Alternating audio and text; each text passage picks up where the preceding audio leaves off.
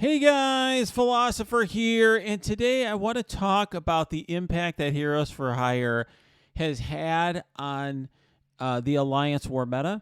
I want to talk to you about what people are doing to deal with Heroes for Hire and how it's impacted war.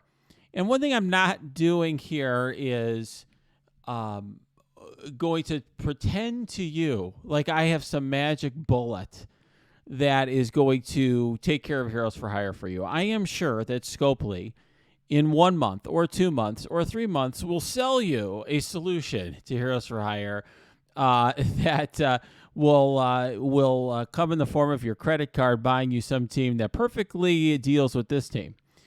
Um, but until that happens, what we are left with are some very imperfect solutions. And I have to tell you, I don't really like what they've done here with this team. As you know, I have encouraged all of you not to invest in this team unless you are a player who's finished DD4 a long time ago and is in an alliance that's very focused on Alliance War, and you're really into Alliance War.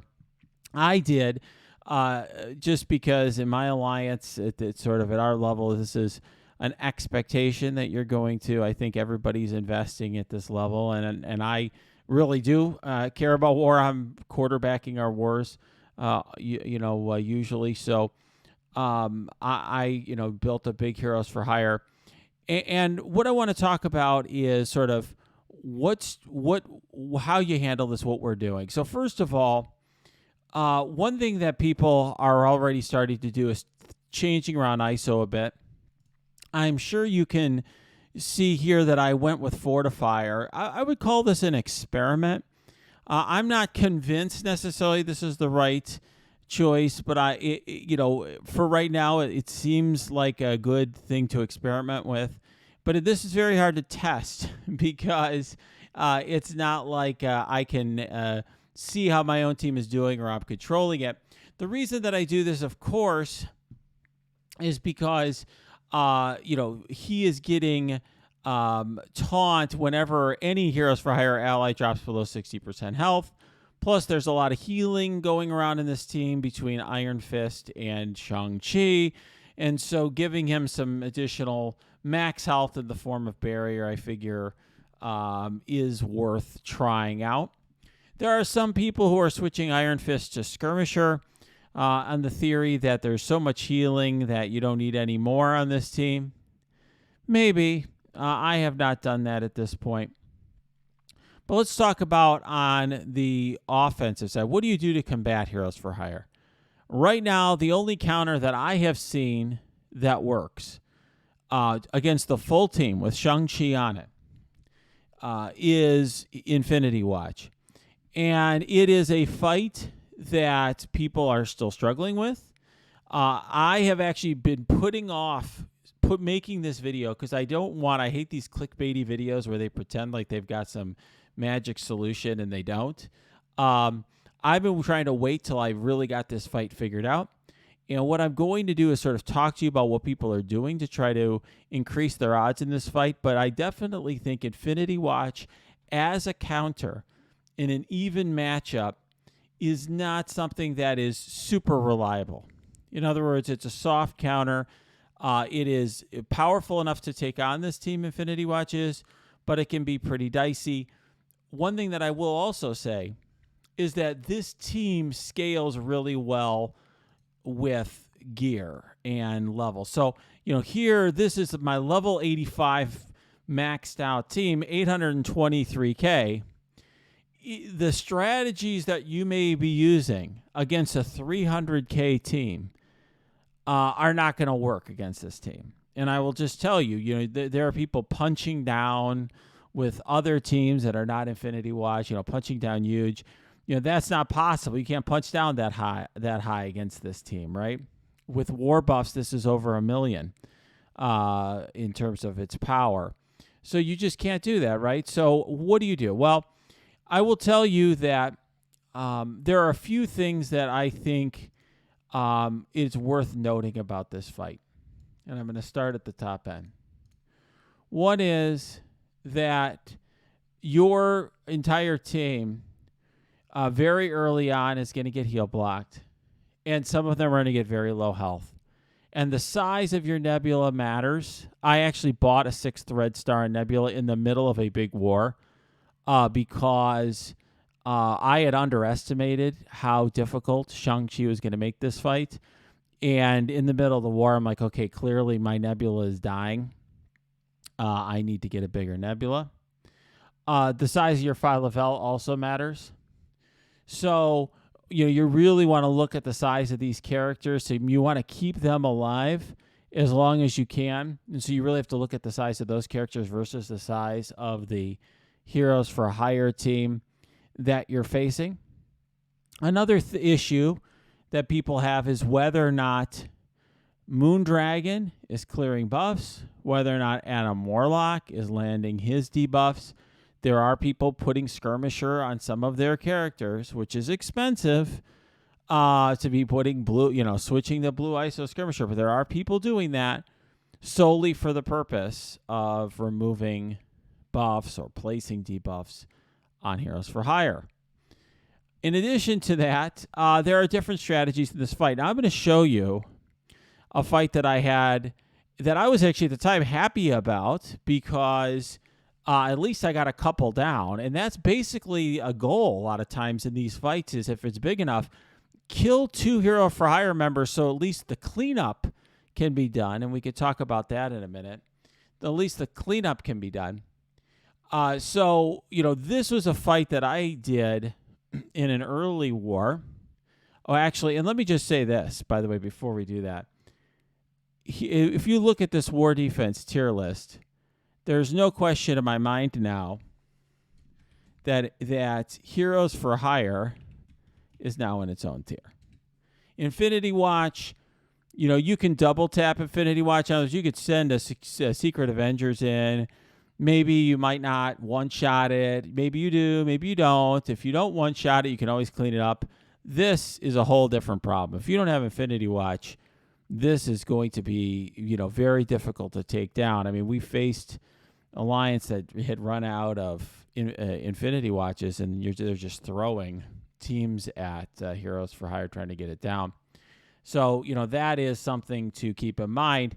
So let's take a look at this fight. So this is the 887 was my team at the time versus an 815K team.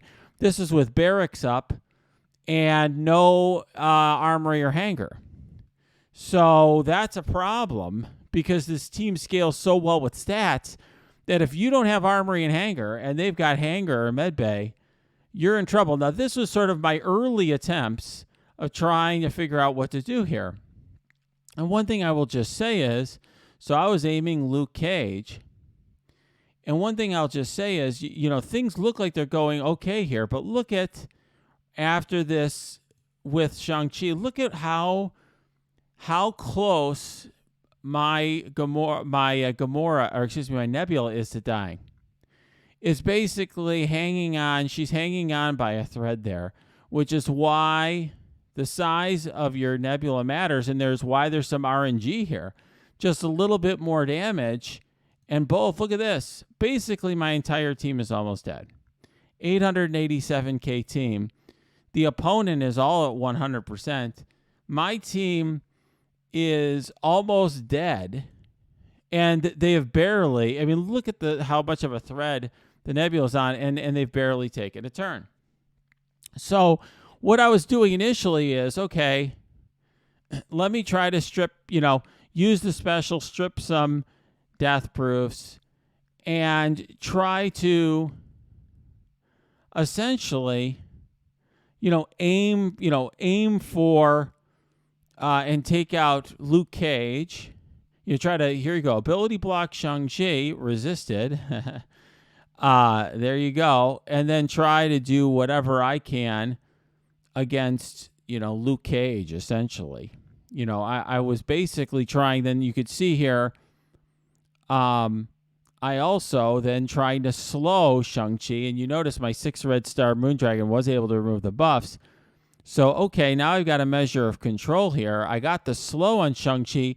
Why is this so hard? Well, why is this so important? Well, The reason I was doing this at that time was my thought process at the time was you've got two cleanses. You got Shang-Chi and Iron Fist. So at least you're slowing the first one to go. Iron Fist doesn't cleanse until the second turn. So at least that, helps there, right? Okay.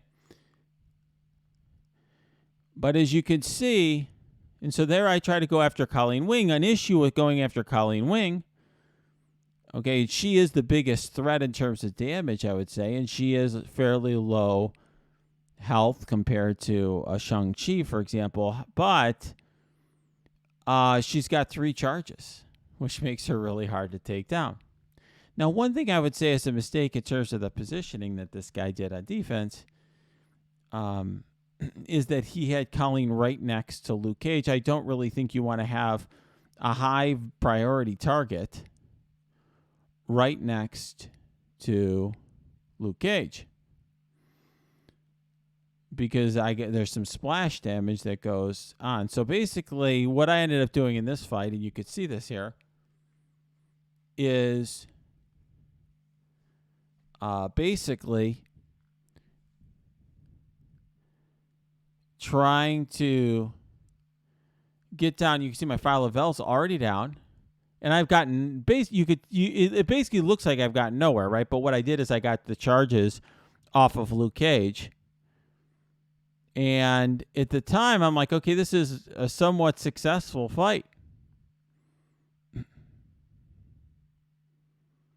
Because, hey, I got rid of Luke Cage. Now, if I could just get rid of Colleen, at least then you can clean it up, right? You've only got 3 members left. At the time, we had, I think, had a number of losses against this team, because it's just without Armory and Hanger, and then with Barracks up, it's a problem. And you can see I end up accomplishing that, but the time I cut it off on this because I have it zoomed in, but I've only got a minute and a half left. And so just by a thread, there's an element of RNG here. As you could see, I managed to get down Colleen, just barely. But, my team gets totally decimated very quickly thereafter. So how do you improve on this? How do you get a better result? Well, I will just say this is something that I have been practicing quite a bit in wars. This has been basically my focus. I will say that this is a fight that I have not mastered yet. I have not seen a lot of people who have, but I will show you someone else's, one of my viewers who I respect in his efforts on a punch-up, a very nice job. And then we can also look at one of my more recent efforts, and you could see what that looks like. Okay, so you can see how this is going to go. These 2 guys get wiped out. I guess I could just so you could see it for yourselves, so you can believe it. Obviously, okay, they get totally wiped. But at the time, this was a big success because we desperately needed to get this team down for war. So let's take a look at a more successful attempt. Okay, so this is by MB Swingburks. He is, if you may know him as a famous speedrunner in Marvel Strike Force. You could see here his attack was a 941K team against a 1 million+ team this was against my alliance. So kudos to him for achieving that punch up here. And you could see kind of what he did here. And this is on his YouTube channel, which I am going to link in the description. So if you want to see what he does, you could take a look at that there. Now, what does he do? Well, first of all, you could see he's aiming for Shang-Chi. The reason he's doing that is to get the deflex off of Shang-Chi, because you want to be able to land a debuff there. And the deflex, you give him plus 20% block. And so, getting rid of those deflex, increases your chances of landing a debuff. However, look at how close this team is to dying here. So I just want to make sure that you understand that this is very impressive matchup here. However, there is an element of RNG here. There is an element of here hanging on by a thread and so forth.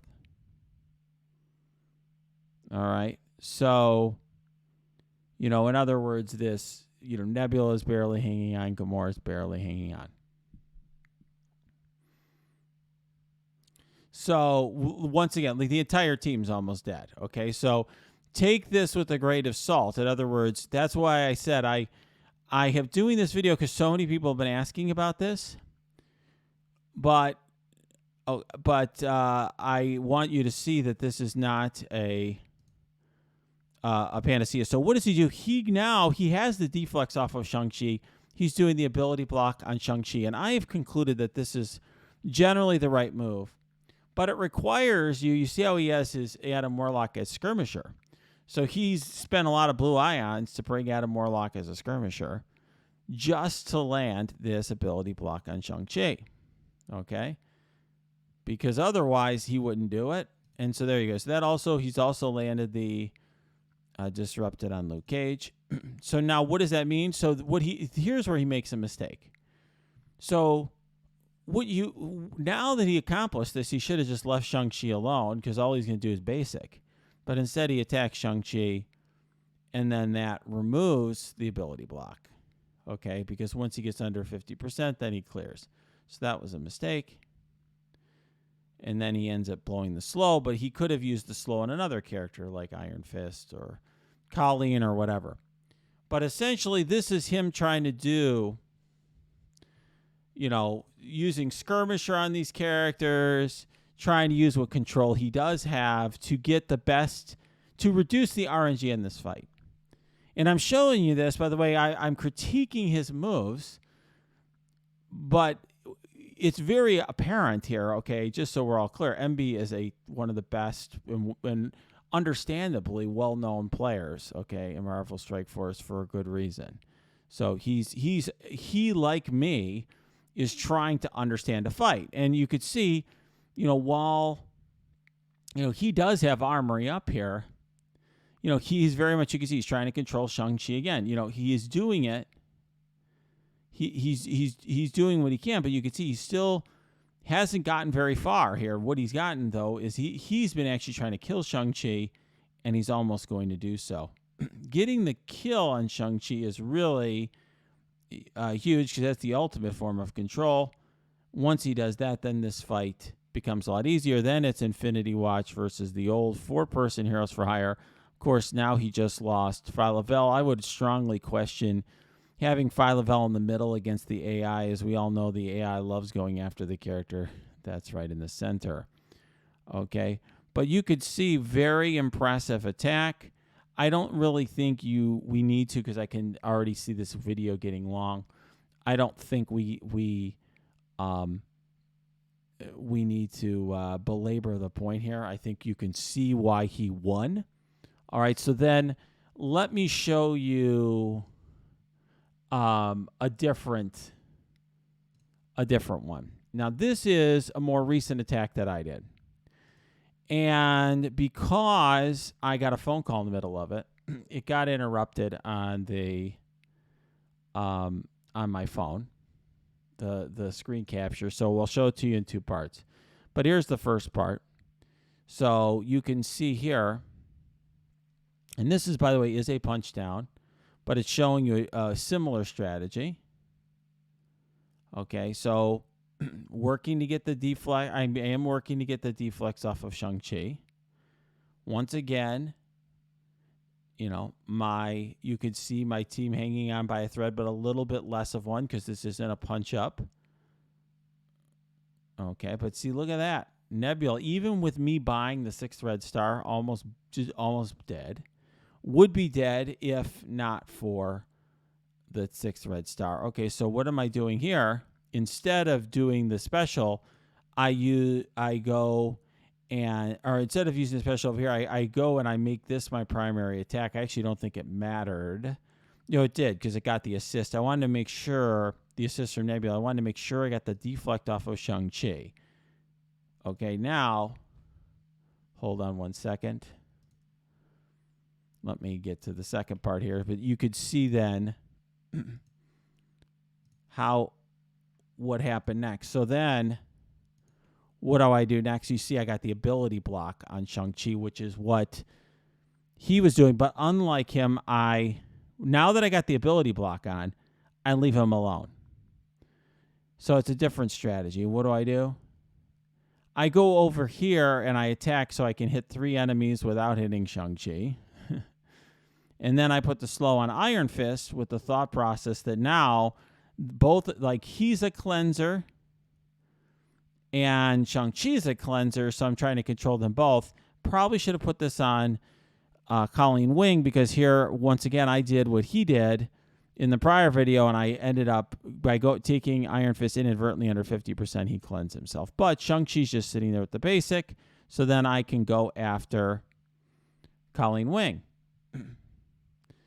And the idea being that if Shang-Chi isn't a threat for a while, you can kill Colleen Wing. You're only dealing with one damage threat at a time. Misty's more of like a controller or whatever. If you can get Colleen down, before Shang-Chi gets up and running, then you only have to deal with one at a time. Is this like some amazing panacea? No. Is there an element of RNG here? Yes. Will this work for every situation? No, because you're going to potentially be punching up against Heroes for Hire. Some of you are going to be like, I don't have the characters that are going to be able to land these debuffs, right? So I don't pretend there's no I found the magic potion here. But, and you could see here already, Shang-Chi has lost his ability block. So there you go. But I have the charges off of Colleen Wing so that I can work on her and try to get her down. But it's not easy. And as you can see, things look pretty bad for my team here. Almost dead. And the only good thing I can say is that there you go. I was able to get down Colleen. So that this way, even though my team is almost dead, I got their major source of damage gone. I got Luke Cage down to 1 charge. And now I got Shang-Chi down to 1 charge. This is really what saves me here. I get the heal for Moondragon. Get the last charge off of Luke Cage. So now things are looking up. And there you go. All right. Now I basically am effectively going to have to go aim for Shang-Chi. And then I only have him at a minute 04 here, minute 03. You could see suddenly timing out's an issue. Once I get him down, I basically have to press auto very quickly thereafter. And that's what I do. And so auto is genuinely a concern, right? So, because timing out. So, I don't claim this is some magic answer either, right? It's a barely you win. There's some luck involved. But it gives you a sense of how to do this fight. So what I guess I will just say is this. I think that, it very well may be that MB's approach is better. I think that, MB may be right that, the better move was to just kill Shang-Chi first. You got to see a couple different ways of doing it.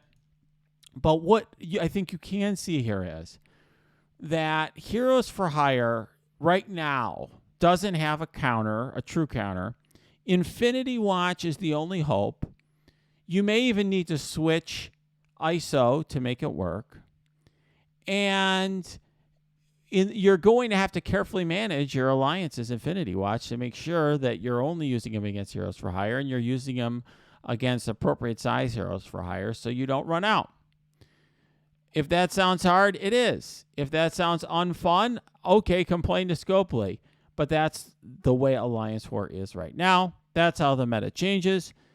And that's how the cookie crumbles in Alliance War, at least until they sell us a hard counter to Heroes for Hire, whenever that may be.